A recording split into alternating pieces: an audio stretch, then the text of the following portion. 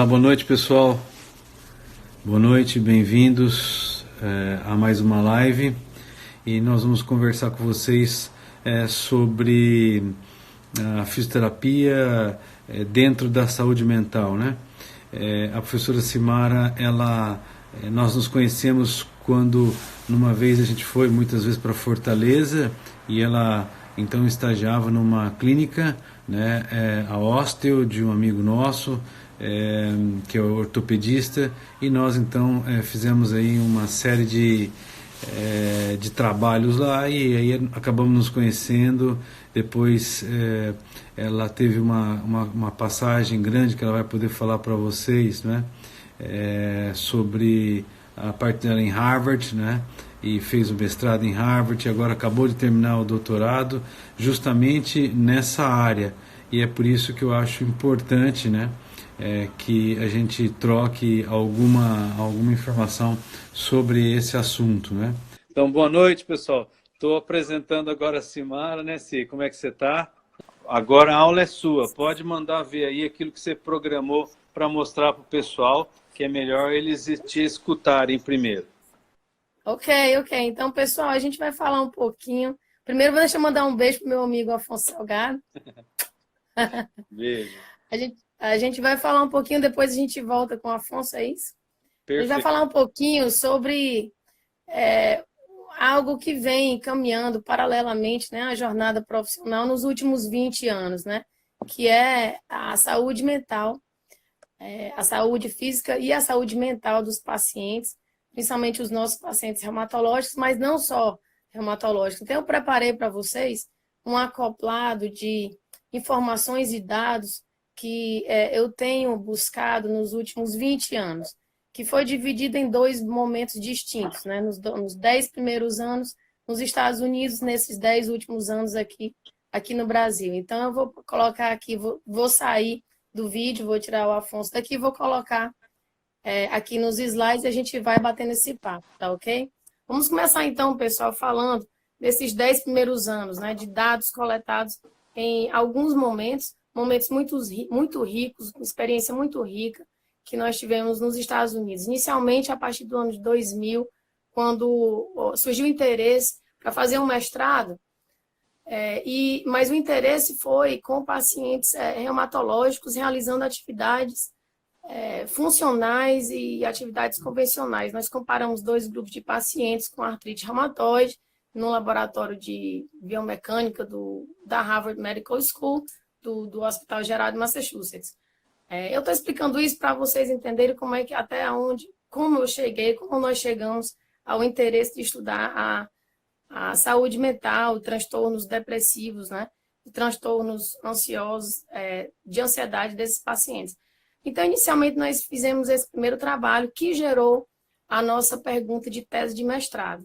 Então, nós avaliamos biomecanicamente esses pacientes com artrite reumatoide e osteoartrite.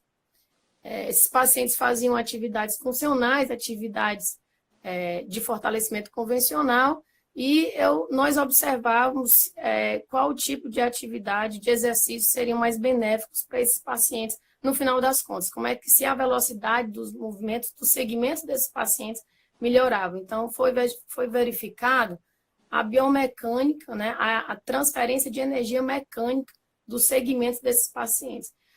Para encurtar a história da minha tese, né, que foram 200 e não sei quantas páginas, os pacientes do grupo de exercícios funcionais tiveram grande melhora significativa nos movimentos dos tornozelos, comparados aos pacientes que estavam realizando atividade física, fortalecimento convencional. Mas, para nossa alegria, os pacientes do outro grupo, né, também melhoraram. Né? Houve diferença, houve melhora, mas também melhoraram.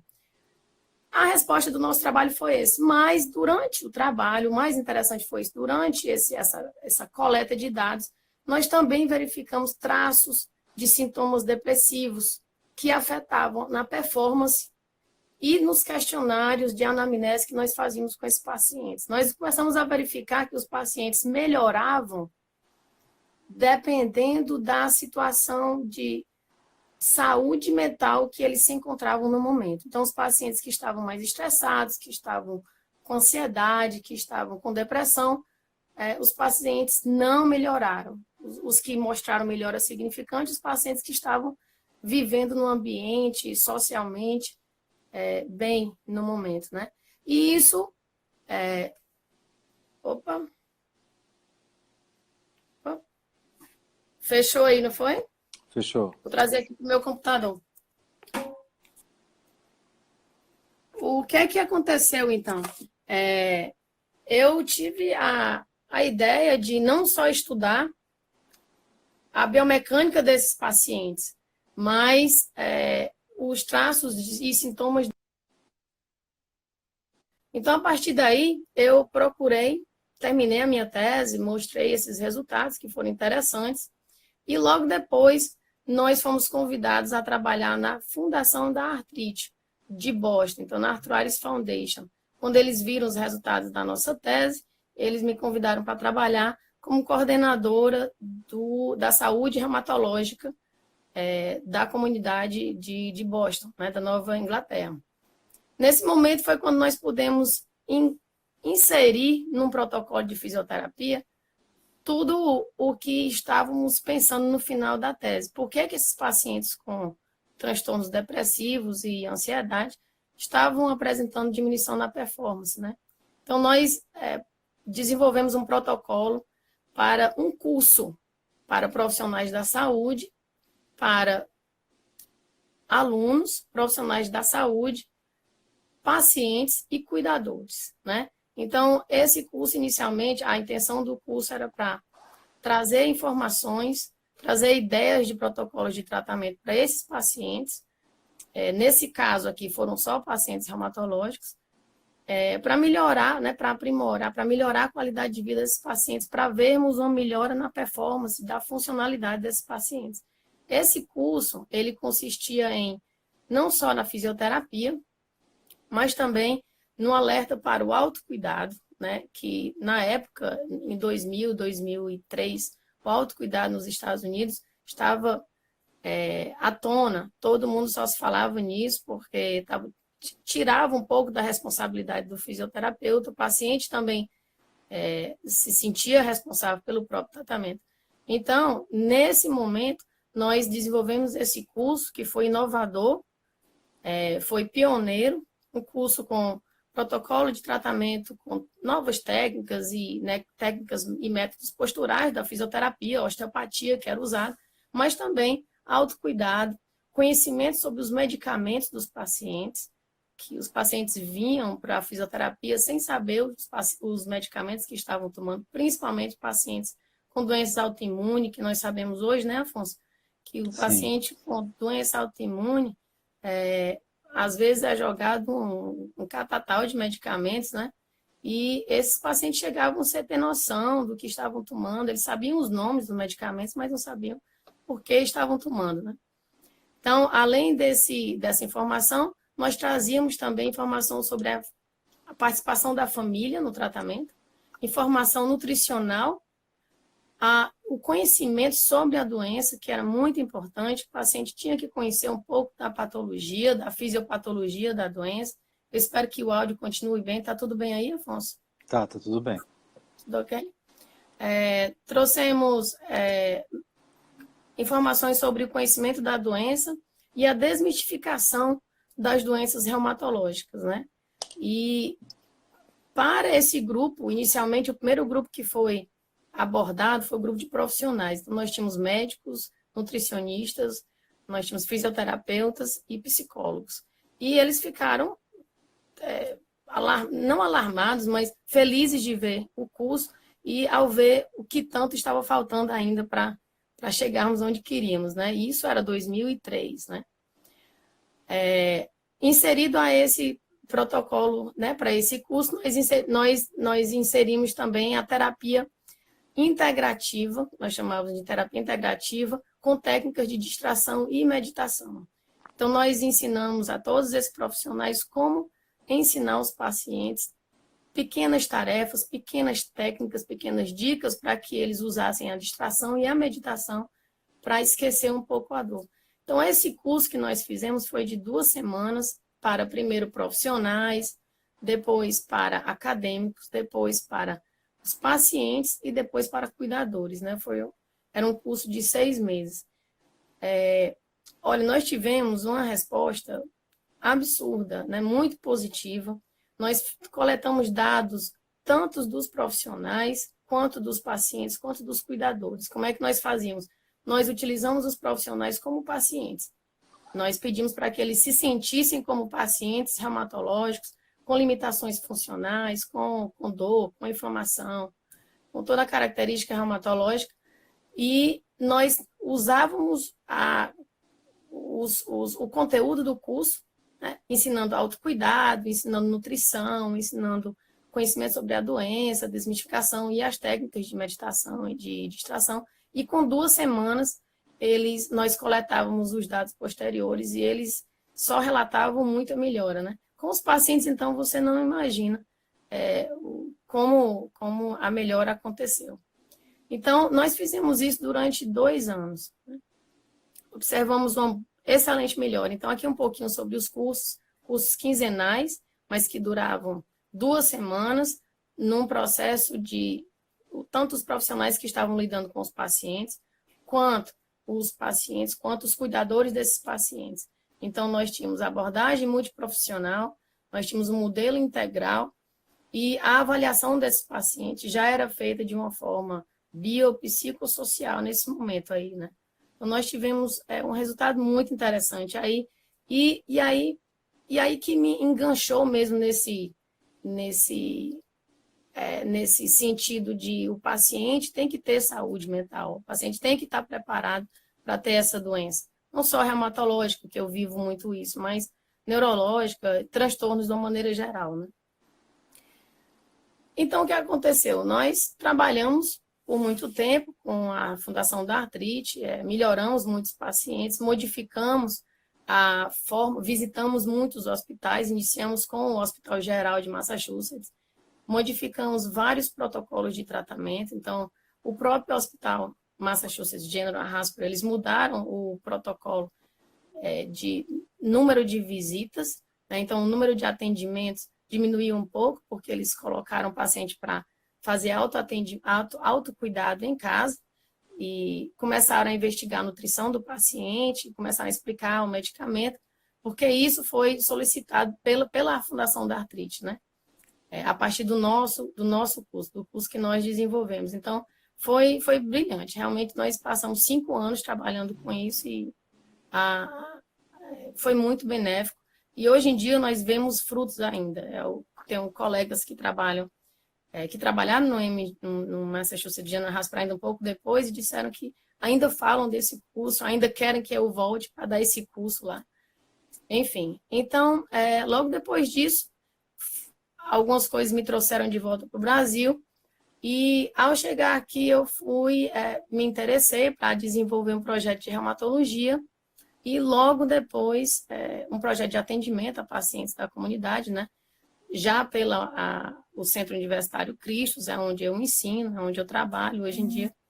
E nós iniciamos nosso projeto de reumatologia. Mas logo depois, em 2012, 2013, me foi apresentado esse projeto para entender a associação entre os transtornos de depressão, transtornos de ansiedade e temperamentos afetivos, né?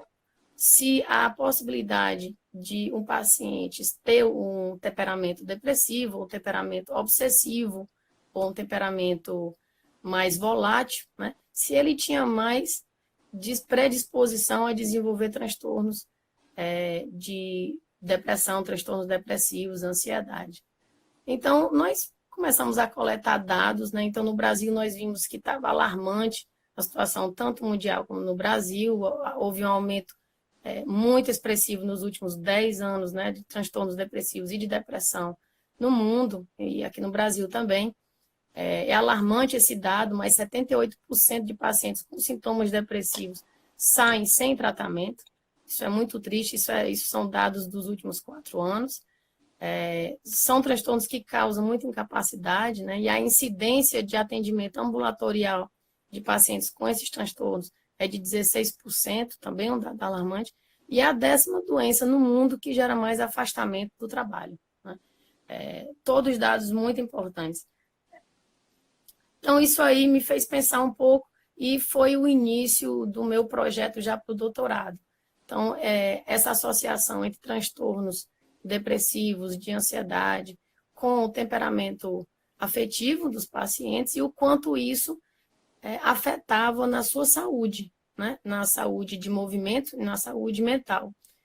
Principalmente, comecei a observar os pacientes de lúpus eritematoso sistêmico, osteoartrite, artrite reumatoide, fibromialgia, sendo a artrite e o lúpus doenças autoimunes, né? Mas que já tem predisposição para esses transtornos, mas a osteoartrite e fibromialgia que não, mas que são pacientes que apresentam níveis altíssimos de predisposição para depressão e sintomas depressivos, né? Então, o projeto que me foi trazido, na verdade, para o doutorado, que me interessou, não envolvia pacientes, propriamente dito, envolvia uma larga escala, uma amostra de larga escala, que foi isso que me interessou para desenvolver esse projeto. Me propuseram uma escala de 15 mil indivíduos que responderiam questionários validados no Brasil e no mundo sobre sintomas, todo tipo de psicopatia, né? E me sugeriram aprender sobre temperamentos afetivos, né? Que isso é mais da área da psicologia e da psiquiatria. Então, o meu doutorado acabou desdenhando nessa área da psiquiatria. Eu fugi um pouco da fisioterapia para primeiro entender esses temperamentos, entender esses transtornos e depois trazer isso para nossa fisioterapia e para a reumatologia, que era onde me interessava. Então, para ilustrar um pouquinho para vocês sobre o que são temperamentos afetivos, né? É uma escala de 12 temperamentos, que se vocês olharem para essa matriz topográfica, tipológica aí que eu estou mostrando, eu vou aproximar, são esses os 12 temperamentos afetivos. Eu tenho ilustrado também a definição deles, né? Mas se vocês verificarem o número 5, todos os temperamentos que estão ao redor do 5 são temperamentos mais estáveis. Então, o temperamento eutímico, um temperamento muito estável. O obsessivo, ele é relativamente estável.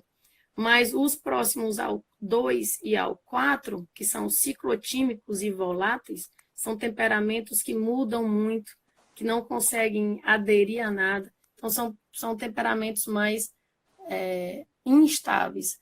E isso começou a me fazer pensar, né? Como entender se o paciente fazia parte desse grupo, desse temperamento eutímico mais estável. Será que é um paciente que é mais resiliente, mais fácil de ser tratado, mais fácil de fazer um autocuidado, de conhecer mais a sua patologia e melhorar mais nas nossas mãos, né? Porque o paciente tem uma força muito grande no tratamento, correto, Afonso? Sim. Sem a vontade dele, né? Sem a vontade dele, a gente não consegue tratar, né? A gente não faz milagre. Então, a gente entende muito isso. Então, entender o temperamento do paciente, para mim, começou a ficar muito importante, né? E é isso que eu quero deixar aqui, a importância do conhecimento desse temperamento. Eu vou adiantar aqui para a gente não atrasar na nossa conversa, eu acho que eu ainda estou no tempo. Então, algumas eu tenho aqui, vocês vão receber, né? Vai ter um e-book dessa aula, mas ilustrando as definições dos temperamentos, o que é um temperamento depressivo, um temperamento ansioso, um temperamento apático, né? Existem aí questionários online que a gente pode responder para determinar que tipo de temperamento nós somos, né? Eu me classifiquei num temperamento eutímico, um pouco mais estável, né? Não sei o quanto estável eu sou todos os momentos, mas foi assim que me foi definido. Então, nós temos esses 12 temperamentos, e a próxima jornada seria entender o nível de sintomatologia depressiva desses pacientes. Então, nós usamos esse questionário chamado Lista de Checagem de Sintomas Revisada. É uma lista, é o SCL, muito conhecido, são 90 perguntas. Essas perguntas são divididas em grupos, cada grupo define um tipo de transtorno, transtorno depressivo, transtorno ansioso. Então, é muito fácil de ser aplicado, é facilmente mesmo, auto-aplicável, com perguntas simples. O paciente só tem que marcar de 0 a 4, se contempla ou não aquela pergunta, se tem nervosismo, conflitos interiores, se tem pensamentos desagradáveis a ele. Então, são 90 perguntas que fazem com que nós entendamos que tipo de transtorno psicológico, psicopático o paciente tenha, né? Então, unindo essas duas informações, eu conseguiria entender de todos esses 15 mil indivíduos, né, e ainda retirar os que apresentavam doença. Eu conseguiria fazer uma associação se os temperamentos estavam de alguma forma associados a transtornos depressivos, né, e se isso estava associado a algum tipo de doença, né? E assim desenvolver o meu projeto de doutorado, né? A ideia que eu tive para finalizar, para fazer ele diferente de todo o trabalho, todos os trabalhos até hoje em dia, porque muitas pessoas já tinham tentado falar sobre isso, ainda não em larga escala como o nosso, né? Por isso que eu consegui fazer como projeto de doutorado. Eu inseri aspectos sociais, crenças e religiosidades. O que é que você acha, Afonso? Perfeito. Então, para entender se os temperamentos desses pacientes tinham alguma inclinação para desenvolver sintomas depressivos e se as suas crenças e alguma religiosidade, nesse caso não é religião, é religiosidade, moderava de alguma forma esses sintomas depressivos. Então, veja bem, eu quis entender se um indivíduo do temperamento, vamos dizer, eutímico, como eu, né, estável, se eu tinha alguma predisposição para desenvolver sintomas depressivos e se a minha crença ou religiosidade ou apego ao meu interno ou apego a algum tipo de crença moderava de alguma forma essa predisposição para sintoma depressivo. Eu imaginei que, sabendo disso, seria muito fácil, seria mais fácil atender um paciente com determinada patologia e identificar nesse paciente o temperamento dele, apesar de não ser psicóloga, mas ter o conhecimento, né, para identificar o temperamento e saber se esse temperamento poderia predispor um sintoma depressivo, para eu já começar a tratá-lo, entendendo esse caminho do paciente, né? Entendendo um pouquinho a cabeça do paciente, né? Então, para mim, isso fechou. Essas 3 informações fecharam. E assim eu desenvolvi o meu projeto de doutorado. Eu trouxe alguns dos resultados. Das 15 mil pessoas, mais de 7 mil pessoas eram do Sudeste, pouco mais de 3 mil pessoas eram do Sul, e o restante se distribuíam entre as regiões Centro-Oeste, Norte, Nordeste, e de países de outras línguas, português e de outras línguas, né, sem ser o português. E aqui os resultados na distribuição dos indivíduos, né, do Brasil todo, com relação aos seus temperamentos. Então, dá para a gente ver que a maioria dos indivíduos eram de temperamento ciclotímico, né?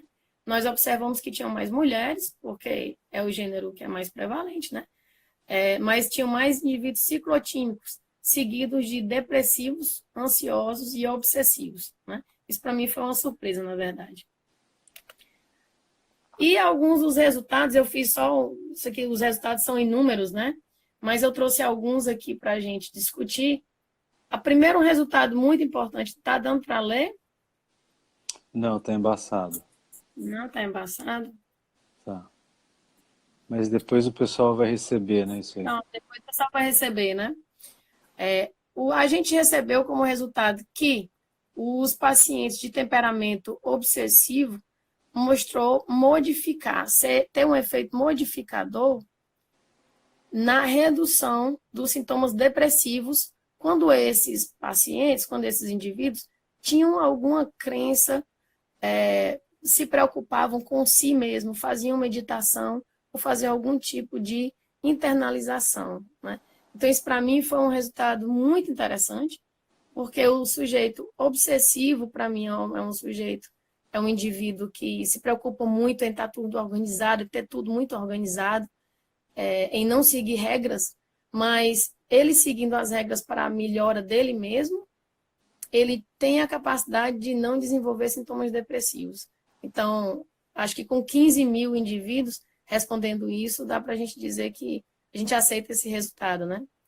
A gente também viu que os indivíduos com temperamento depressivo, ciclotímicos e voláteis, quer dizer, os indivíduos que têm uma instabilidade muito grande de personalidade e os indivíduos que são mais depressivos, eles apresentam consideravelmente maior predisposição para desenvolver sintomatologia depressiva, independente deles terem algum tipo de religiosidade, deles se aproximarem de algum tipo de crença, né? Eles já têm uma predisposição grande.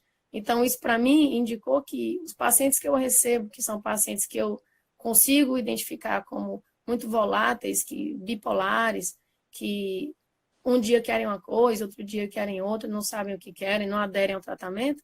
Então, esses pacientes, não importa que crença eles tenham predisposição grande para desenvolver sintomas depressivos. Então, aí eu já me preparo para atender esse paciente, já encaminho para a psicologia, já encaminho para a psiquiatria, já preparo até como eu vou abordar esse paciente. Então, outro resultado importantíssimo, né? Os pacientes, os indivíduos do temperamento eutímico, são bem menos suscetíveis a apresentar sintomas depressivos, né? Independente também do tipo de religiosidade, o tipo de crença, que são indivíduos mais estáveis, né? Que não são voláteis, não se deixam, conseguem iniciar um tratamento e terminar o tratamento. Então, ao identificar esse paciente meu como eutímico, para mim eu consigo já prever como é que vai ser o final desse tratamento, né? Que eu vou apresentar mais benefícios. Enfim, esses 3 primeiros resultados foram os melhores resultados que nós tivemos. Nós tivemos achados também muito interessantes, mostrando que a prática espiritual tem sido associada de forma inversa à depressão e a sintomas depressivos, né? Então, isso aumenta o enfrentamento, aumenta a situação de coping, que é a resiliência, e traz mais bem-estar para o paciente, mais otimismo, mais senso de controle do paciente, né? Então, esses resultados para mim foram muito importantes, sabe, Afonso? As minhas conclusões mostraram que eu apesar de não estar investigando pacientes dentro da fisioterapia, eu estava investigando indivíduos, né, que poderiam aparecer no meu consultório, na nossa clínica, indivíduos que eu conseguiria identificar com um tipo de temperamento e, a partir daí, saber se ele tinha predisposição para desenvolver algum tipo de sintoma depressivo, ansiedade ou algum tipo de transtorno. E, ao saber, né, da intenção, da sua crença, que a gente acaba descobrindo isso no anamnese, né, do seu apego a alguma religiosidade, saber se ele tem alguma maneira de evitar a sintomatologia depressiva. Então, isso para mim, o que é que eu acabei fazendo com esses dados? Agora eu estou trazendo os dados para a fisioterapia. Eu estou trazendo esses dados para bater com os dados que eu tenho de pacientes reumatológicos, né?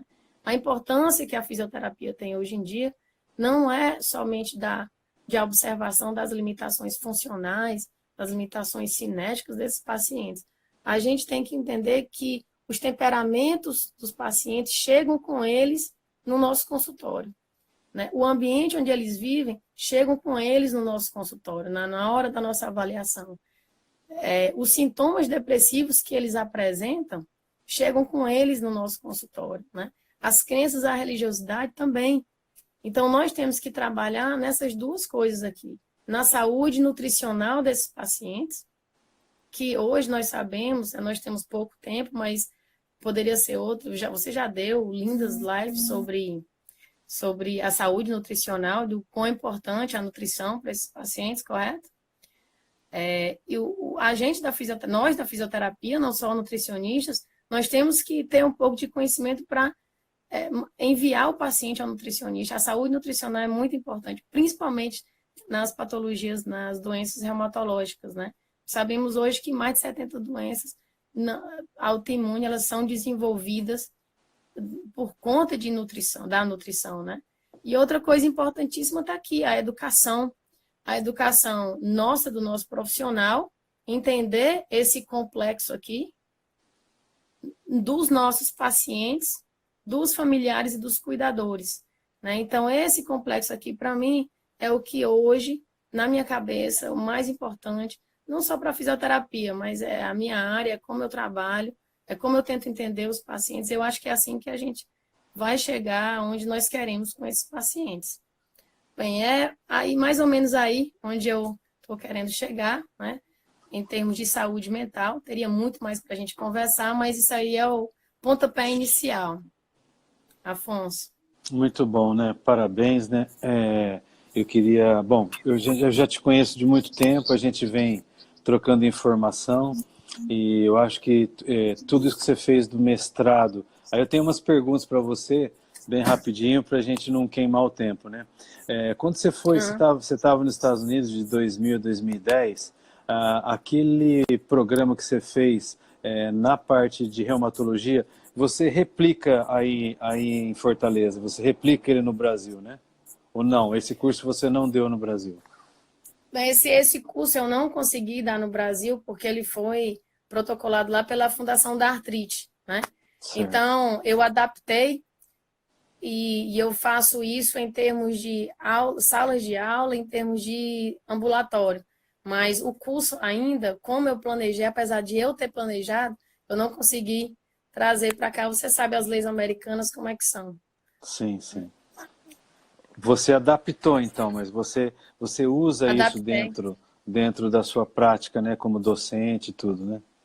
Sim, sim. Nós passamos por nossos alunos, né? Eu acho que tem muitos alunos nossos aí assistindo, vi muitos aí no início.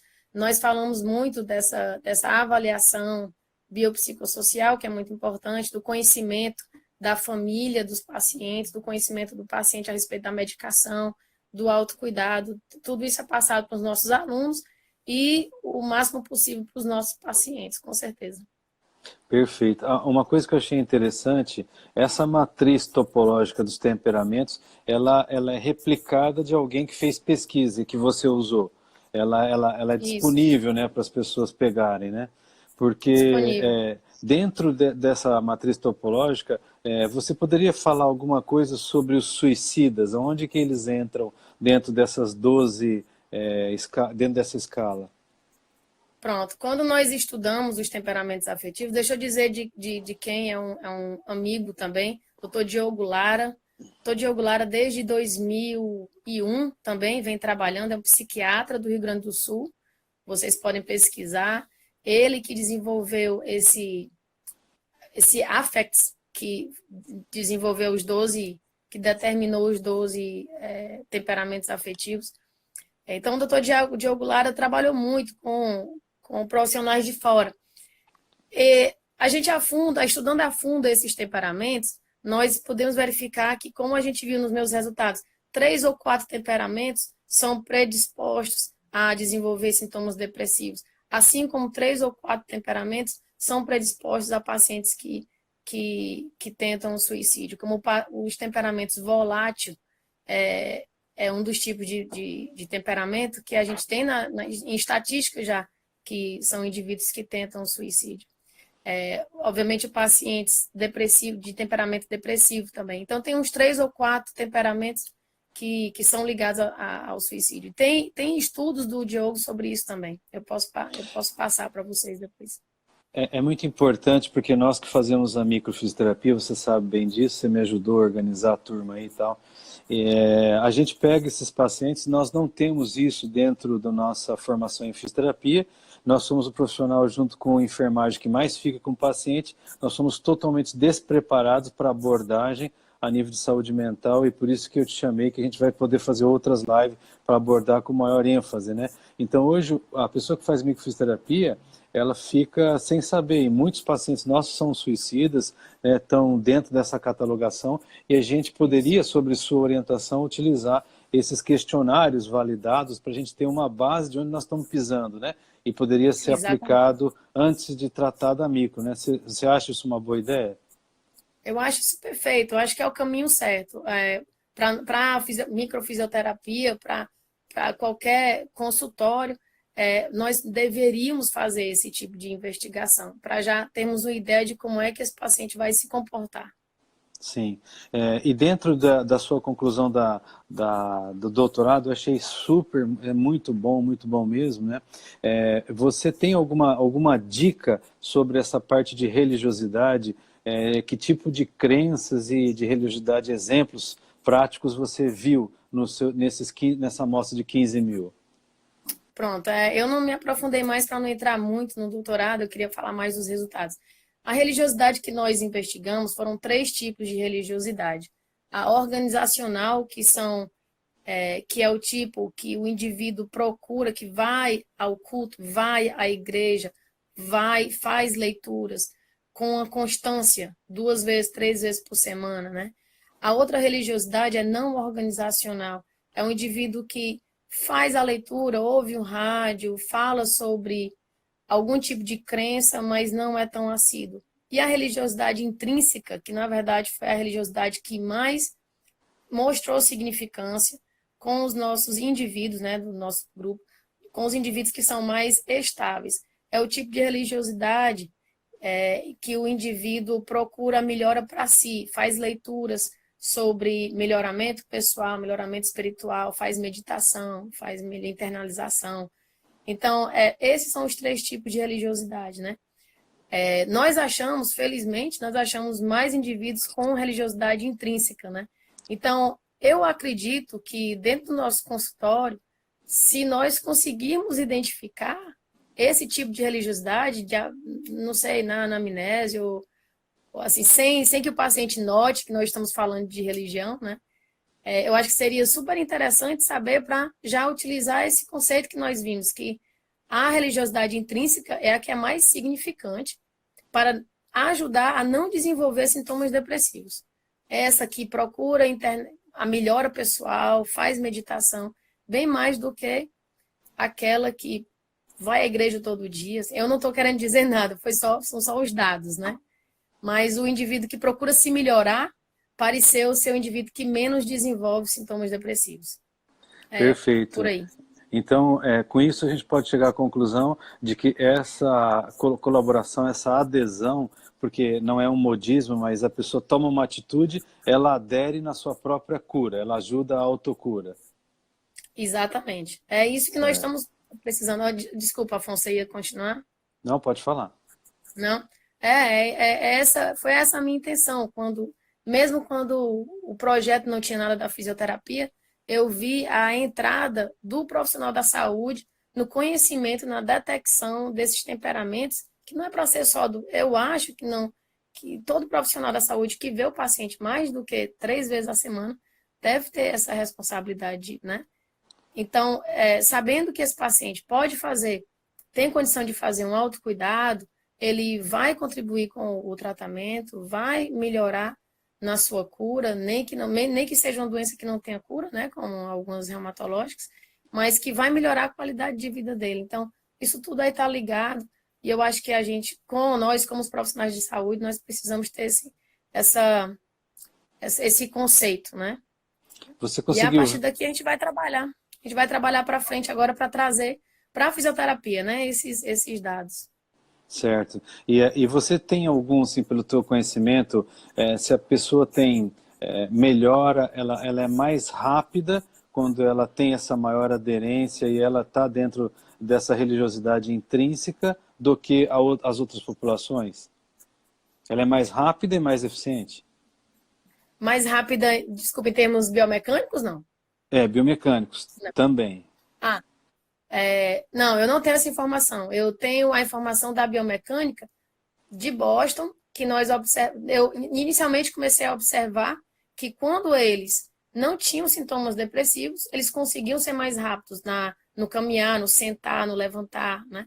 Mas eu não fiz estatística disso. Eu tenho esses dados e não tenho a estatística. Eu só tenho a estatística dos movimentos, né, da biomecânica. Foi por isso que eu quis continuar o trabalho aqui, para tentar entender, né, tentar trazer para a cinético funcional.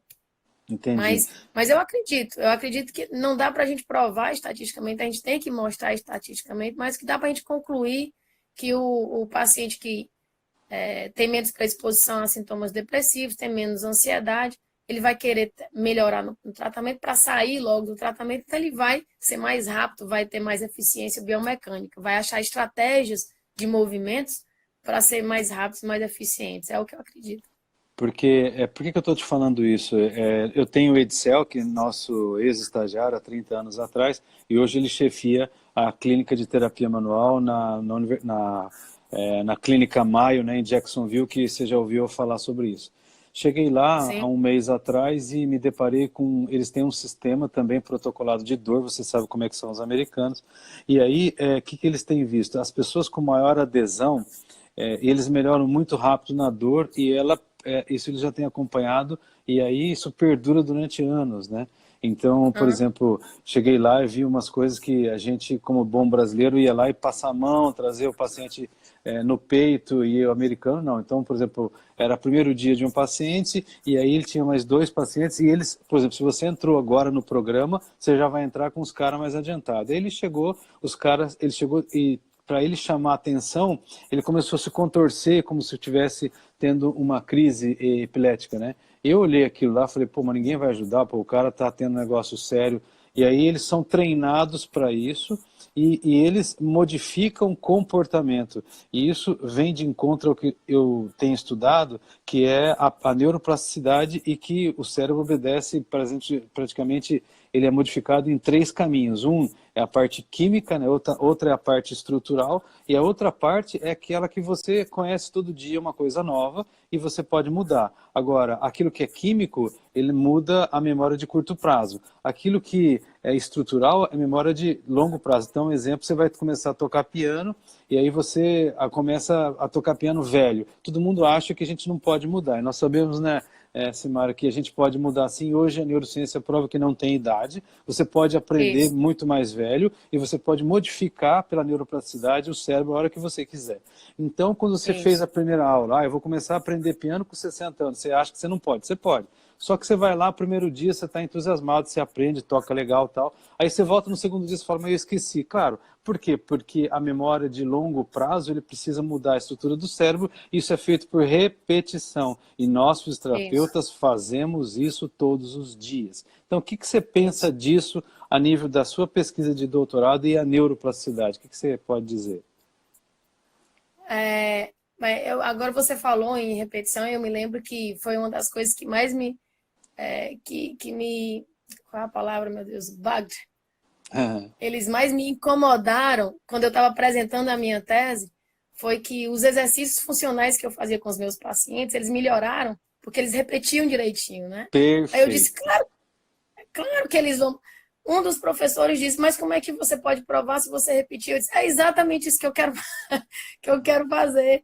Eu quero que eles melhorem, né? Por isso eu estou repetindo, né? Eles estão aprendendo, né? Então eu calei a boca de 3 professores lá com essa explicação, né? Neuroplasticidade. O professor totalmente biomecânico lá, você está só repetindo isso. Não, eles estão repetindo, eles estão aprendendo, né? O que eu trago sobre isso aqui para esse estudo, eu acho que nós podemos, ao identificar o temperamento do paciente, ou como ele vai... Veja bem, eu quero até abrir aspas aqui. Quando nós identificamos o temperamento do paciente, quando nós falamos em terapia, em psicologia, nós não estamos entrando na área da psicologia, né? Eu Perfeito. trabalhei 6 anos com psiquiatra, com psicólogos, estudando.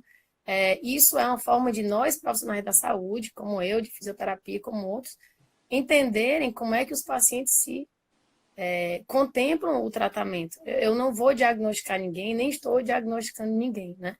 É uma maneira de nós entendermos como o paciente chega para a gente, né? É mais um instrumento para a gente. Mas esse meu paciente, ele vai encaminhado para a psicologia. A Ivamara perguntou sobre a terapia comportamental. Eu acho excelente, Ivamara. Todos os meus pacientes fazem TCC, praticamente. Eu encaminho todos para a psicologia, para o Renan, não sei se ele está assistindo, lá da Unicristos, ele recebe 90% dos meus pacientes fazem terapia comportamental. Então, eu acho importantíssimo terapia de tarefas, a terapia da psicologia. Enfim, eu queria só fechar essas aspas aí para não ter perigo de alguém achar que o fisioterapeuta está tentando ser psiquiatra, né? Não, já tem muita coisa para fazer. Então, eu acho que a gente determinar, Afonso, o temperamento desse paciente, saber sobre a crença desse paciente, e dessa forma a gente conseguir colocá-lo no right track, né? No caminho certo, para que ele possa repetir o que a gente acha que é correto e saber o paciente que vai repetir correto e que vai melhorar. É mais ou menos isso é assim que eu consigo juntar essas informações do doutorado e com o que você está falando. É mais ou menos isso? Eu respondi a tua pergunta? Isso, quando eu escutei você, quando você estava fazendo as matérias do doutorado, a gente trocou a informação, o que me chamou a atenção como fisioterapeuta, como agente da saúde, como nutricionista, porque o nutricionista não sabe isso, né? Ele vai olhar só a parte de nutrição, e hoje a nutrição funcional, ela questiona problemas emocionais, né? E uma pessoa que tem um problema emocional, você tem que direcionar, e eles têm direcionado a gente para microfisioterapia ou para outras técnicas que têm essa abordagem, né? Então, o que me veio à cabeça? Que as pesquisas recentes de neurociência têm mostrado o seguinte: detectando esses temperamentos, se você montasse uma aula para nós, né, dentro do nosso IHS online, que inclusive eu estou vendo várias pacientes minhas assistindo essa live e estão agradecendo, porque elas podem ter encontrado uma luz no seu caminho, isso eu agradeço a você e a Deus. A gente sabe que o melhor, vamos falar assim, o melhor chofer, o melhor motorista para direcionar a neuropaticidade que pode mudar no seu cérebro é o seu comportamento. E uma vez identificado isso que você está mostrando, nós podemos dar o caminho correto para o nosso paciente. Isso eu acho primordial. E a gente precisa da sua ajuda, porque eu nunca tinha ouvido falar alguém que tivesse feito um doutorado tão profundo como você. Então, eu já convido você para montar uma baita aula no IHS, a gente disponibilizar online. Inclusive, você fala perfeitamente inglês. Eu já chamo você para montar o IHS tanto no Brasil e eu disponibilizo na nossa plataforma aqui nos Estados Unidos, tá bom? Tá bom. Tá aceito, tá super aceito. Eu estou vendo aqui muitos alunos Unicristos em peso, muito bem, Unicristos, muito bem. Parabéns. Você perguntou sobre o curso, Afonso, deixa eu só voltar à sua primeira pergunta. Eu estou desenvolvendo o curso ainda, eu ainda estou em contato com a Fundação da Artrite, tá já fechando, né? E eles vão me liberar para fazer esse curso, né? Então vai dar certo. Eu agradeço demais, Afonso, a oportunidade. Foi excelente essa nossa conversa. Que muitas mais apareçam, viu? Amém. Nós temos agora 1 minuto, né? Então eu quero reiterar, né, esse agradecimento, né, Simara? E a gente pode fazer outros, inclusive abordando com maior aspecto nessas partes que você falou da matriz topológica. Então vamos pensar num tema e aí vocês, pessoal, vão mandando para nós aqui e a gente vai fazer uma outra com você, tá bom? Que Deus te abençoe muito. Tá Amém, bom? Um beijo para você e para a família. Amém, para vocês também. Beijo, tchau. Aproveita, tchau.